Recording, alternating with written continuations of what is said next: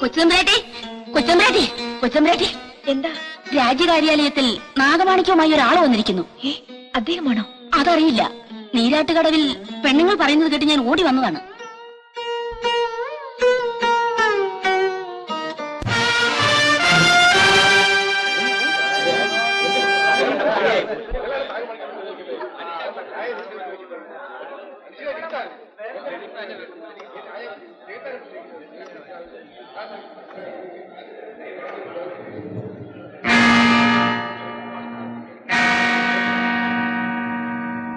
ശേഷയ്യ, അടിയൻ പൊന്നു തമ്പുരാന് കാഴ്ച നൽകാൻ നാഗമാണിക്യവുമായി വന്നിരിക്കുന്ന ആളാണ്.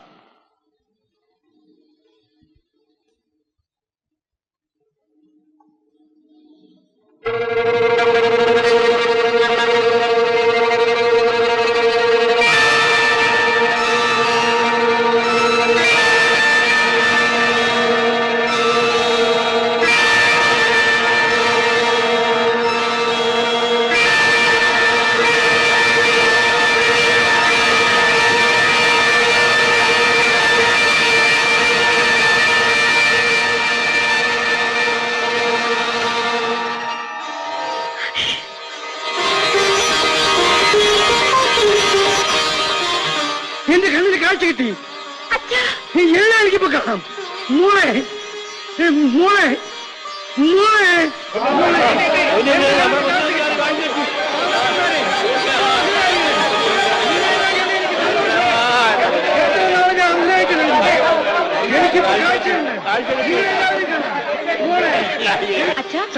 അച്ഛന് കാഴ്ച തന്ന ആ വലിയ മനുഷ്യനെവിടെ?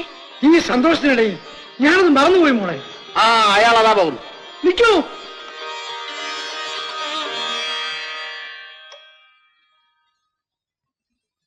ഒരു നിമിഷ നേരത്തേക്ക് അവഗണിച്ചതിന് മാപ്പ് പറയൂ. എന്ത് പ്രതിഫലമാണെന്നോ തരേണ്ടത്? മടിക്കണ്ട, പറഞ്ഞോളൂ. രാജ്യത്തിന്റെ അംശം വേണം, ഖജനാവിന്റെ പകുതി വേണം. എന്ത് വേണമെങ്കിലും ആവശ്യപ്പെടും. എന്തെങ്കിലും സ്വീകരിക്കാതെ ഇവിടുന്ന് പോകരുത്. എന്ത് വേണമെന്ന് ആവശ്യപ്പെട്ടാൽ മാത്രം മതി. ഈ രാജ്യത്തുള്ള എന്തും നൽകാമെന്നായിരുന്നു വിളംബരം. ചോദിക്കൂ. ആ മഹാമനസ്കൃതയ്ക്ക് നന്ദി. അടിയൻ ചോദിക്കുന്നത് അങ്ങ് തരില്ല. തരും. എന്റെ ജീവൻ വേണമെങ്കിലും നോം തരും.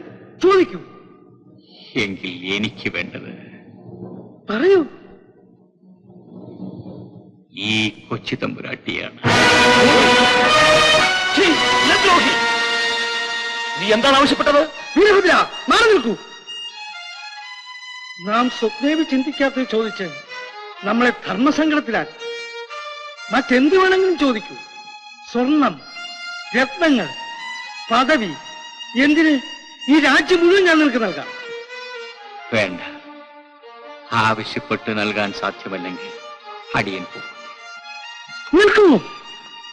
ഈ കാഴ്ച നിങ്ങൾ മടക്കിയെടുത്തോളൂ. എന്റെ മകളോടത്ത് ഞാൻ ഇരുളിൽ കഴിഞ്ഞോളാം. കാഴ്ച തന്ന അടിയനല്ല, നാഗമാണിക്യമാണ്. അത് കൊണ്ടുവന്നതിന് അടിയൻ ഒരു സമ്മാനം ചോദിച്ചു വന്നേ ഉള്ളൂ. ഇല്ല, ആ സമ്മാനത്തിന് സാധ്യമല്ല. സത്യസന്ധതയ്ക്ക് സിബി ചക്രവർത്തിയെ പോലും തോൽപ്പിച്ച പാരമ്പര്യമാണ് നാഗമടത്ത് സ്വരൂപത്തിനെന്ന് കേട്ടിട്ടുണ്ട്. അത് അസത്യമാണെന്ന് ഇപ്പൊ മനസ്സിലായി. നിൽക്കൂ.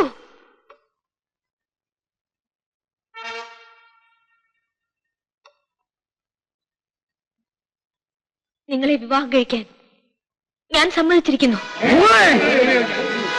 അച്ഛാ, മകനും മകളുമായി അച്ഛന് ഞാൻ മാത്രമേ ഉള്ളൂ. അച്ഛന്റെ അഭിമാനം കാത്തു സൂക്ഷിക്കേണ്ടത് എന്റെ കടമയാണ്. അച്ഛൻ എന്നെ തടയരുത്. അച്ഛൻ വാക്ക് പാലിക്കൂ.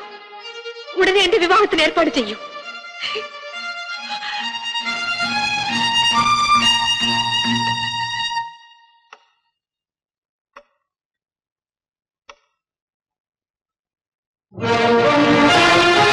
അമ്മേ, പരദേവതേ, ഞാൻ മനസ്സാ വരച്ച പുരുഷൻ നാഗമാണിക്യത്തിനായി എവിടെയോ അലയുന്നു.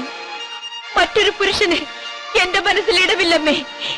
എനിക്ക് മാപ്പ് തരൂ. അരുത് രാജകുമാരി.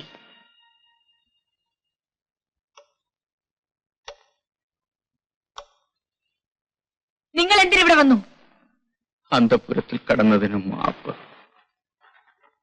രാജകുമാരി എന്തെങ്കിലും അവിവേകം കാണിക്കുമെന്ന് തോന്നി, അതുകൊണ്ട് വന്നതാണ്. ക്ഷമിക്കൂ. രാജകുമാരി ആരെങ്കിലും സ്നേഹിക്കുന്നുണ്ടോ?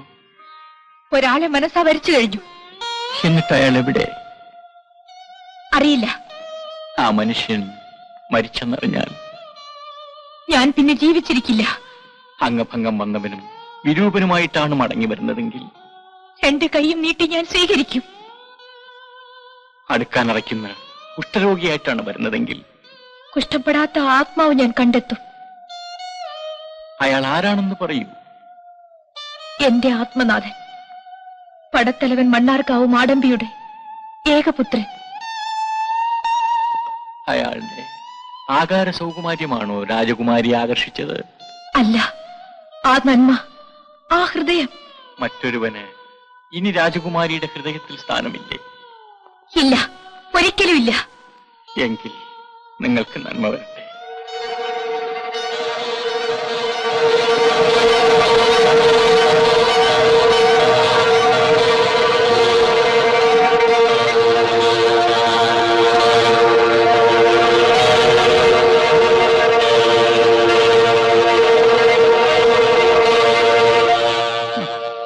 നിൽക്കൂ. ഈ മോതിരം നിങ്ങൾക്ക് എവിടെ നിന്ന് കിട്ടി? ഇത് പറയൂ. ഇത് എന്റെ തമ്പുരാനെ നിങ്ങൾ കൊന്നു. എന്നിട്ട് ആ മോതിരം നിങ്ങൾ തട്ടിയെടുത്തു. അദ്ദേഹത്തിന്റെ കയ്യിൽ നിന്ന് നാഗമാണിക്യം അപഹരിച്ചു. സതി, ശബ്ദിക്കരുത്. എന്റെ പേര് വിളിക്കാൻ നിങ്ങൾക്ക് എങ്ങനെ ധൈര്യം വന്നു? നിങ്ങൾ കള്ളനാണ്, കൊലപാതകയാണ്. നിങ്ങളെ ഞാൻ കഴിവിലേക്കും. ആരെവിടെ? ആരും സതി, ഞാൻ ജയദേവനാണ്. എന്ത്?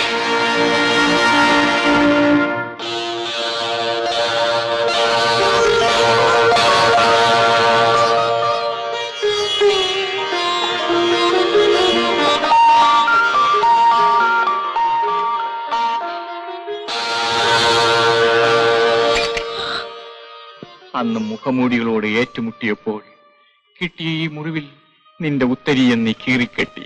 അയ്യോ, അങ്ങേക്കിതെന്ത് സംഭവിച്ചു? എങ്ങനെ ഈ രൂപത്തിലായി? നാഗമാണിക്യം കൈക്കലാക്കാനുള്ള ശ്രമത്തിൽ എനിക്ക് നിർഭാഗ്യം സംഭവിച്ചു. കൂടുതലൊന്നും എന്നോട് ചോദിക്കും. ഞാൻ ആരാണെന്ന് നീ ആരോടും പറയുകയും ചെയ്യും.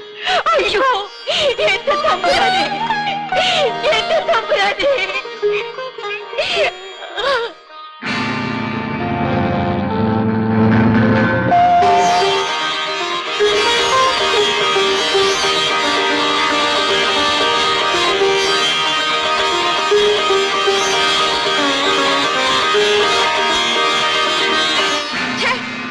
ഈ വിരൂപിയെ വിവാഹം ചെയ്ത ഇവൾ സ്ത്രീയല്ല, രാക്ഷസിയാണ്, രാക്ഷസി.